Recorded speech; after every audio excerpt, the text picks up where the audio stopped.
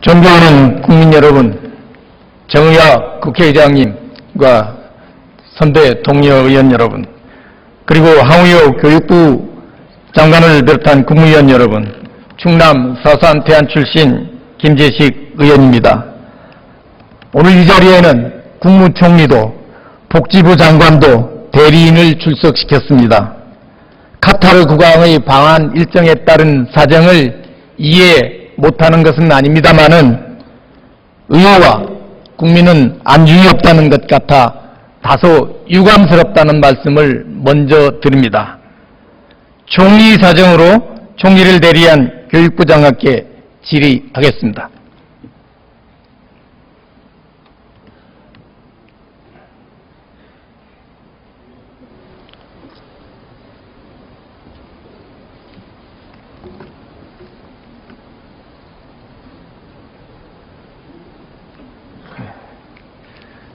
네, 장관님. 네. 가로림만 조력발전 사업 들어보셨습니까?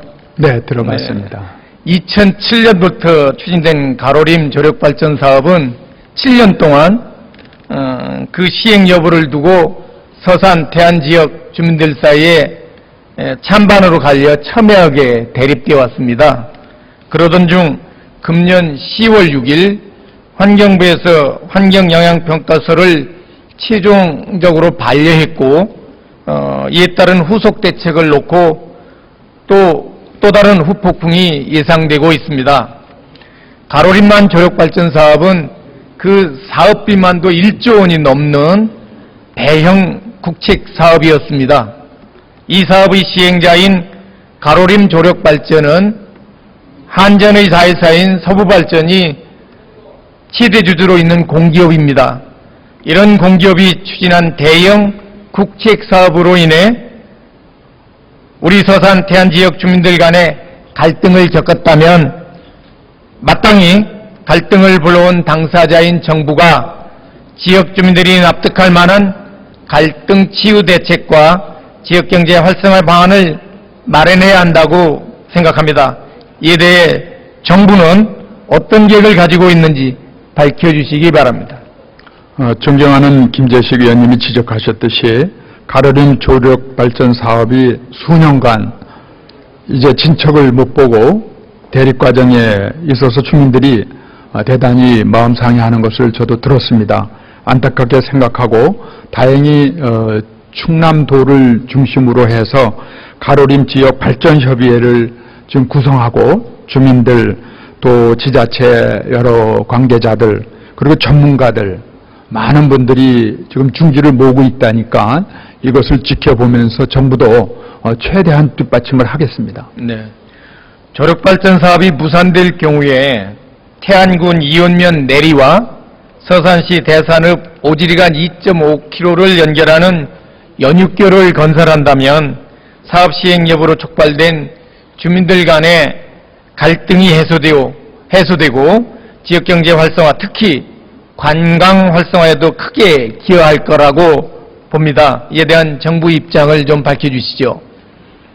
네, 조금 전에 말씀드렸듯이 주민들의 뜻이 결정이 되고 여러 가지 점에서 지금 우리 김 의원님도 말씀이 계시고 해서 구체화된다면은 국토부나 또 도, 시, 군 여러 기관과 함께 이 부분에 대해서 타당성, 경제성과 같은 여러 가지 점을 정부로서 고려하겠습니다. 네.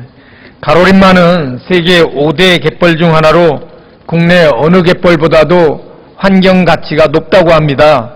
이처럼 천혜의 자원인 가로림만의 환경 보존을 위해 가로림 생태관광 사업을 추진해야 한다고 생각합니다.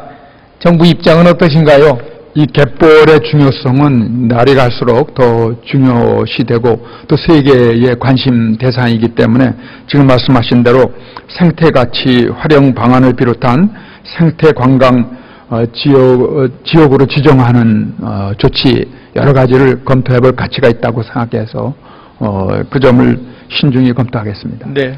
다음은 허베이 스피리트호 기름 유출 사고에 대해서 질의하겠습니다.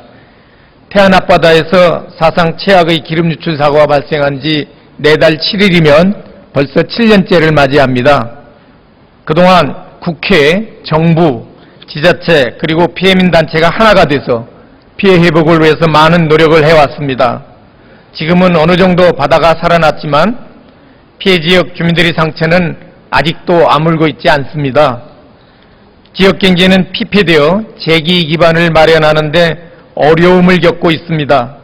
특히 국제기금의 손해배상과 법원의 판결이 기대에 못 미쳐 피해민들은 크게 낙심하고 있습니다.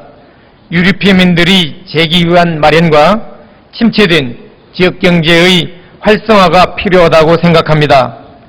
대부분의 해수부 소관 지원 사업은 기존에 지원하던 사업과 중복되는 경우가 많고 피해민들에게 골고루 혜택이 돌아가지도 않습니다. 더구나 지방비를 매칭하는 지역발전 특별회계로 편성되어 있어 실질적인 지원이 되지 못하고 있습니다. 이에 대한 정부 입장이 무엇인지 말씀해 주시지요. 허베이 스프리트호는 참 이 지역에 저도 여러 번 가봤습니다만은 큰 아픔이고 아직도 그 상처가 제대로 치유되지 못하고 있습니다. 정부로서는 제가 알기로는 75개 정도의 사업을 나름대로 하고 있는데 이 점도 오늘 존경하는 김재식 의원님 질문에 따라서 다시 한번 점검하고 관계부처의 계획된 사업이 차질 없이 추진되도록 다시 한번 챙겨보겠습니다. 또 네. 지방비 매칭 문제에 대해서는 교통시설 특별회계에서 지원하는 국외사업과 같은 일부 사업은 국비 지원이 이루어지고 있으나 재정 여건 여러 가지에서 어려움이 있는데 전액 국비 지원을 못하고 있는 점에 대해서는 아주 안타깝게 생각하면서 이 지원이 좀 충분히 되도록 이 점도 살펴보겠습니다. 네. 한편 실질적인 피해를 입었으나 아무런 손해배상이나 보상을 받지 못하는 피해민들도 많이 있습니다. 허베이 스피리트호 특별법에 보상받지 못하는 피해민에 대한 지원 근거가 마련되어 있으나 현재 진행되고 있는 법원의 판결 결과를 지켜볼 때 연구 용역 결과에서 도출된 추정 규모보다도 지원 규모가 훨씬 적을 것으로 전망이 됩니다. 향후 피해민의 입장을 충분히 고려해 지원액을 결정할 필요가 있을 뿐더러 유류피해 배보상도 가급적 조속히 확정되어야 한다고 생각합니다. 이에 대해 정부 입장이 무엇인지 밝혀주시기 바랍니다. 특별법에서 지칭하는 보상받지 못한 분들에 대한 것은 일단 법원의 판결을 지금 기다리고 있기 때문에 그 기준이 나오면은 그것과 그동안의 용역 결과 여러 가지를 모아서 세부 지원 방안을 세울 예정입니다. 그때 좀 더 이분들에 대한 피해 보상이 충분하게 될 수 있도록 최선을 다하겠습니다. 네. 삼성중공업의 지역발전 출연금과 관련해 지난해 11월 국회 특위에서 출연금에 대한 합의를 이루었으나 1년이 지난 현재까지 아무런 진척이 없습니다. 그리고 출연금 배분 문제를 삼성중공업이나 피해민단체에게 맡긴다면 절대로 해결되지 않는다는 걸 잘 아실 겁니다. 필요하다면 정부가 수탁해서 공정하고 합리적인 기준과 절차에 의해 피해 시군에 각각 배분하는 것이 가장 빠르고 효율적인 방법이라고 보는데 정부 입장은 어떻습니까?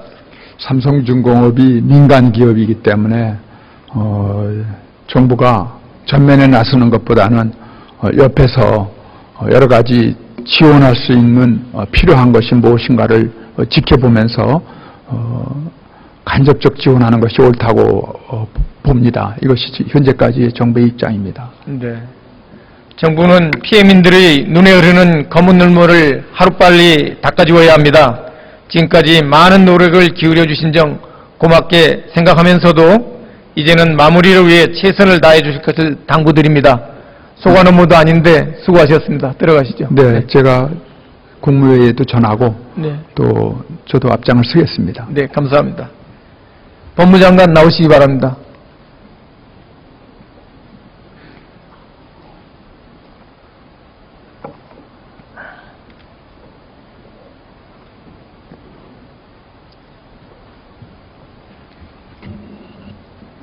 올 초 대주그룹 회장의 노역장 유치에 1일 5억 원 황제 노역으로 벌금을 납부한 사실이 언론에 대대적으로 보도되어 국민의 공분을 산 적이 있습니다.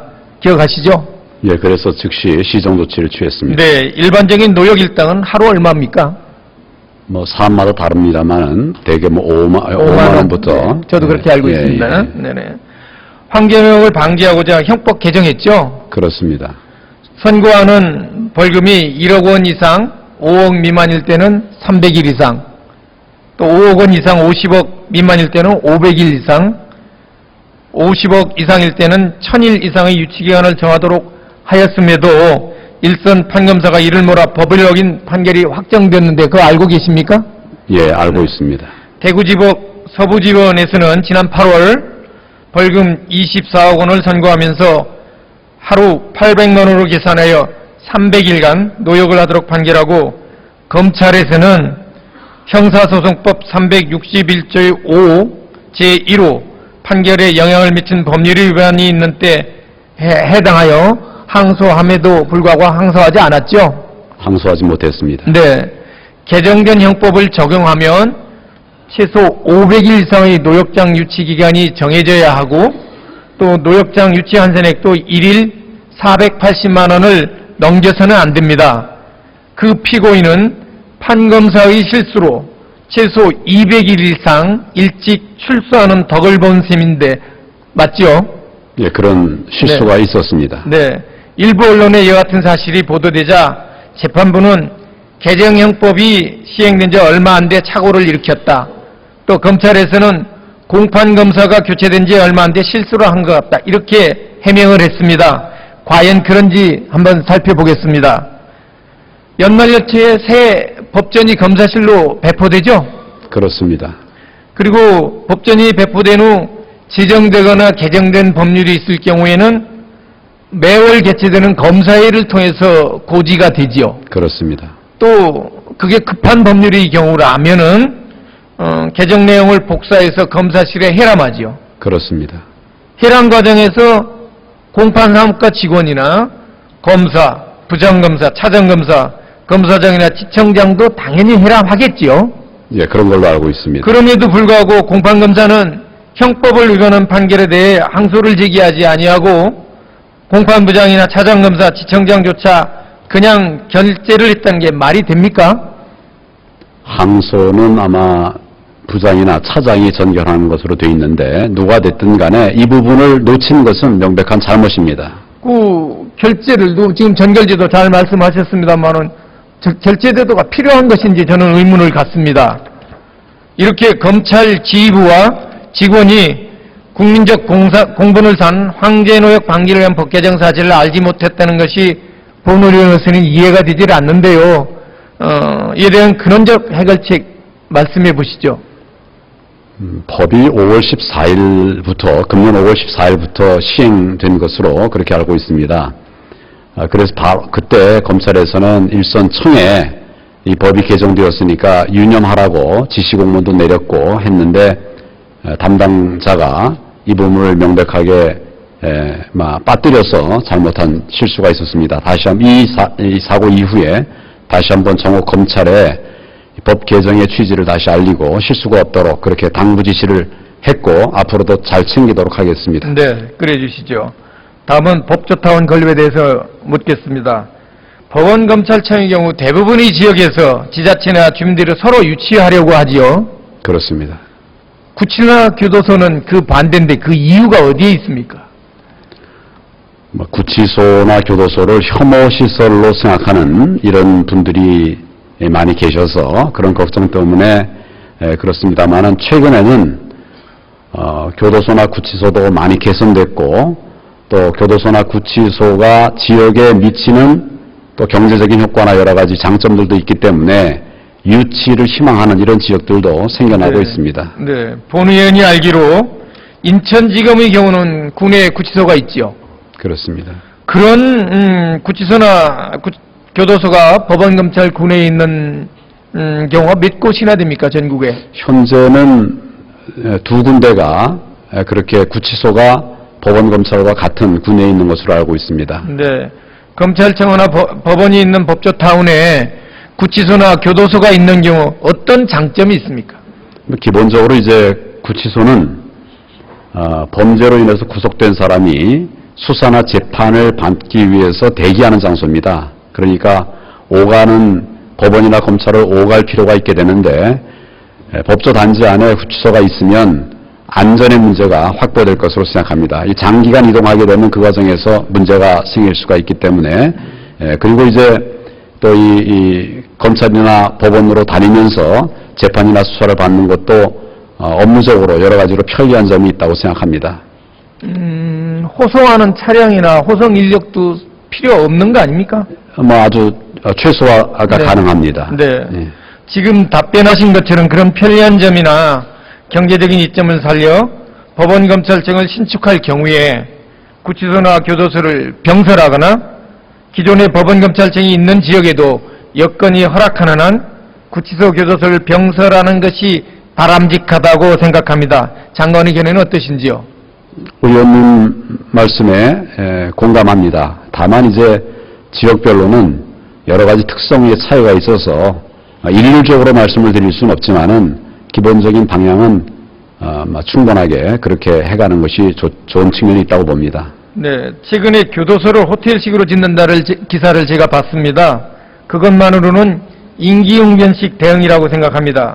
더욱이 호텔식 교도소, 구치소를 짓는다 하더라도 지자체나 주민들이 여전히 반대할 거라고 생각합니다. 장관의 견해는 어떠십니까?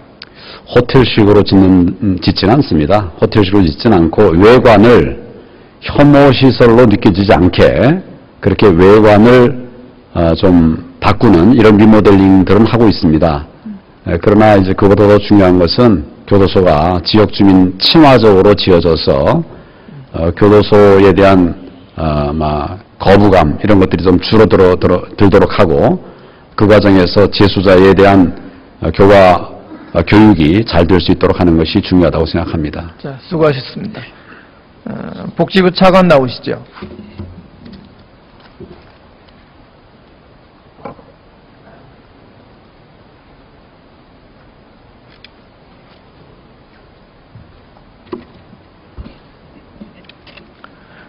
우리나라 노인 인구 비율이 12.7%로 이미 고령화 사회에 들어와 있는 거 잘 아시죠? 네. 또 고령화 속도는 유례를 찾을 수 없을 정도로 빠르게 진행되고 있죠. 네. 네. 노인 문제는 더 이상 남의 일이 아닙니다. 노인 빈곤율, 노인 자살률 모두 세계 1위라는 것도 아시죠? 알고 있습니다. 네. 노인 복지 수준은 세계 96개국 가운데 스리랑카, 베트남, 중국보다도 낮은 50이라고 합니다. 차관께서는 왜 이와 같은 수치가 나왔다고 생각하십니까? 급속한 고령화 진행에 따라서 그 노인들이 맞이하는 빈곤이나 건강 악화, 그다음에 역할 상실, 고독과 같은 문제는 심화되고 있지만 개인적인 차원에선 조기 은퇴 등으로 준비가 충분하지 못하고 또 국가 차원에서도 이를 보충할 그런 지원이 아직은 충분하지 않기 때문에 이런 상황이 발생한다고 생각을 합니다. 네. 어르신들께 정부 차원에서 사회활동을 하실 수 있도록 도와드리고 활동 대가를 지급해서 소득을 보충해 드려야 한다고 생각합니다. 차관의 견해는 어떠신가요? 노인들께서 지역사회 내에서 그 사회적인 공익활동을 통해서 건강도 유지하시고 또 그 소득도 올릴 수 있도록 노인 일자리를 지속적으로 제공하는 것은 그 생산적인 복지 정책이라고 생각을 합니다. 네. 우리나라는 2004년부터 저소득 고령 노인을 대상으로 공익형 노인 일자리를 2만 5천여개 제공하기 시작해서 해마다 사업량을 늘려 올해는 28만여 개의 일자리를 제공하고 있습니다. 그러나 일자리를 원하는 노인은 110만여 명으로 수요 대비 공급량은 26% 수준에 불과한 실정입니다. 그동안 정부에서 노인 일자리 창출을 위해 무슨 일을 했고 또 앞으로 노인 일자리를 획기적으로 늘릴 방안에 대해서 답변해 주십시오. 예, 의원님께서 말씀해 주신 대로 2004년 이후에 그 노인 일자리를 계속적으로 10% 이상씩 확대를 해왔습니다. 그래서 현재는 28만 개의 일자리를 제공을 해드리고 있습니다만 많이 부족한 실정이고요. 앞으로 국정과제에 따라서 2017년까지 연간 5만 개씩 확충해 나갈 계획을 가지고 있습니다. 네. 일자리 질 또한 문제입니다. 본인 스스로 역량을 발휘하면서 만족감을 느낄 수 있는 일자리를 원하고 있지만 현실은 그렇지 못합니다. 길거리를 청소하는 거리 환경 개선 프로그램에 3분의 1 이상이 투입되고 있습니다. 노인의 재능을 살릴 수 있는 양질의 일자리가 필요하다고 보는데 그러한 일자리를 확보하기 위한 방안에 대해서 말씀해 보세요. 예, 교육부, 문화부 등 관계부처와 협의를 통해서 참여 노인들께서 다양한 일자리에 참여하실 수 있도록 많은 일자리를 지속적으로 발굴해서 제공을 해 나가겠습니다. 그리고 좀 더 높은 소득을 원하시는 노인들을 위해서는 시장형 일자리도 지속해서 확충해 나가겠습니다. 네. 노인의 사회활동 수당 역시 마찬가지입니다. 2004년 이후 10년째 동결되어 있는 수당 월 얼마인지 아세요? 예, 2004년 이후에 10년 동안 오르지 않고 20만 원. 20만 원. 예, 하고 있습니다. 내년부터는 수당을 조금이라도 인상해서 생활에 보탬이 될 수 있도록 해야 한다고 보는데 어떻게 생각하십니까? 그간에도 노인 일자리 활동수당 인상을 위해서 노력을 해왔습니다. 그런데 활동수당 인상보다는 제한된 그 재정 여건 하에서 보다 많은 노인들이 혜택을 받으실 수 있도록 일자리 수를 확대하는 데 우선 순위를 둬왔습니다. 그렇지만 노인의 안정적인 소득 보장을 위해서는 활동수당 인상이 필요하다고 생각을 하고 정부에서는 지속적으로 노력을 해 나가겠습니다. 국회에서도 적극적으로 검토를 해 주시기를 부탁드리겠습니다. 원격의료 관련해서 질의하겠습니다. 원격의료는 거동이 불편한 노인, 장애인과 도서, 벽지 주민들의 의료 접근성 강화와 만성질환자의 상시적 건강관리를 목적으로 지난 9월부터 내년 3월까지 시범 실시 중이지요. 네, 안전성, 유효성 검증을 위해서 시범 실시 네. 중에 있습니다. 대한의사협회에서는 원격의료 시범 사업에 참여하고 있지 않죠? 네, 이유가 뭡니까? 지난 3월에 의정 합의사항으로 의정이 공동으로 시범 사업을 실시하기로 약속한 바가 있습니다. 근데 그 이후에 여러 가지 의협 내부에 사정이 있었고 또 표면상의 이유에는 그 안전성이 확보되지 않았기 때문에 오진 등의 우려가 있다 하는 그런 이유를 들어서 내부에 반대 의견이 많아서 참여를 못하는 것으로 파악을 하고 있습니다.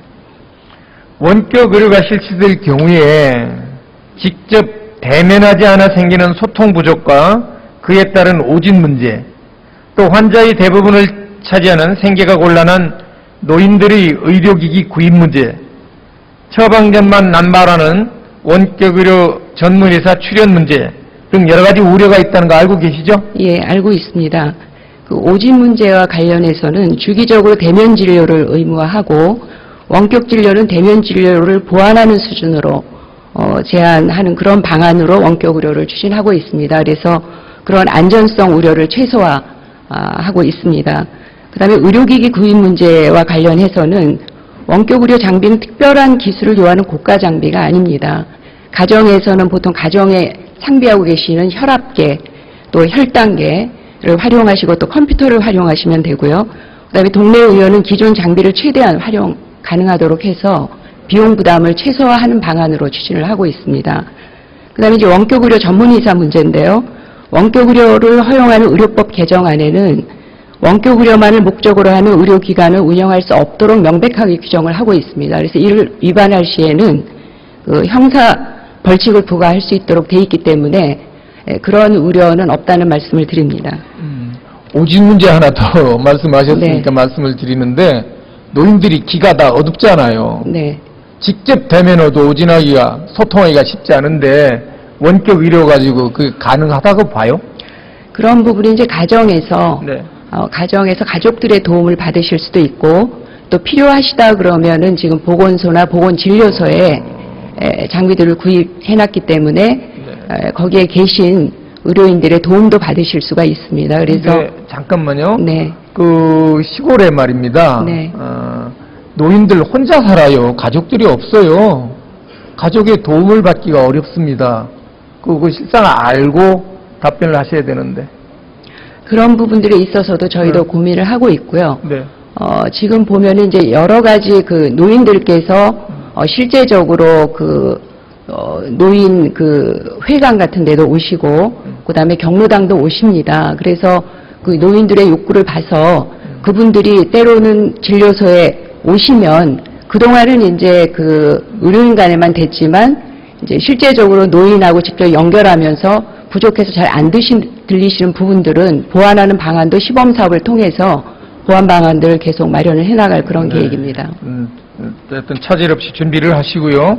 의료기기가 별 부담이 안 된다고 그렇게 말씀하셨는데요. 네. 컴퓨터 시골 노인들이 구입하는데 부담이 안 될까요?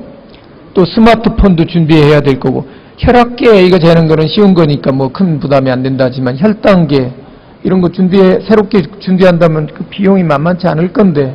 그래서 사실은 이제 저희 시범 사업은 지금 의원님께서 말씀하신 그런 제한점도 있을 겁니다. 그래서 그런 부분들에 대해서는 어떻게 보완할 것인가 하는 것까지 포함해서 저희들이 검토하기 위해서 시범 사업을 우선 실시하고 이것을 본격적으로 제도화하는 그런 방안을 추진하고 있습니다. 제일 문제가 원격으로와 관련해서 뭐 의료 민영화라는 주장이 강하죠. 예, 그런. 네, 정부 입장과 향후 추진 계획 좀 말씀해 보세요. 원격 의료하고 의료 민영화는 관계가 없습니다. 의사하고 환자 간의 원격 의료가 도입이 되면 이거는 건강보험의 수가 체계로 들어가서 비용에 대한 통제가 되기 때문에 이로 인한 의료비가 급격히 증가하는 일은 없다는 말씀을 드립니다. 자, 원격 의료보다는 공영 택시를 선정해서 500지 환자를 병원에 모시고 와서 치료 후 집에 모셔다 드리는 것이 원격 의료에 따른 문제를 보다 효율적으로 해결할 수 있다는 의견 들어보셨나요? 네, 의료 취약지의 문제인데요. 네. 의료 취약지의 의료 공백 해소를 위해서는 원격 의료뿐만이 아니고 공공의료 확충을 지속적으로 추진해 나갈 계획입니다. 지금도 추진하고 있고요. 네. 다만 이제 공공의료 확충으로 모든 의료 취약 지역의 의료 공백을 해소할 수는 없기 때문에 보완적으로 도서벽지 지역 주민들에게 원격 의료를 통해서 조금 더 의료 접근성을 높여드리고 또 상시적인 건강관리 체계를 구축을 해서 국민 편의와 또 국민 건강 증진에 기여할 거로 기대하고 사업을 추진하고 있습니다. 이와 같은 사정을 고려해서 의료인도 공감할 수 있는 원격 의료 제도가 조기에 정착할 수 있도록 조치해 주시기 바랍니다. 예, 그렇게 하겠습니다. 네, 수고하셨습니다.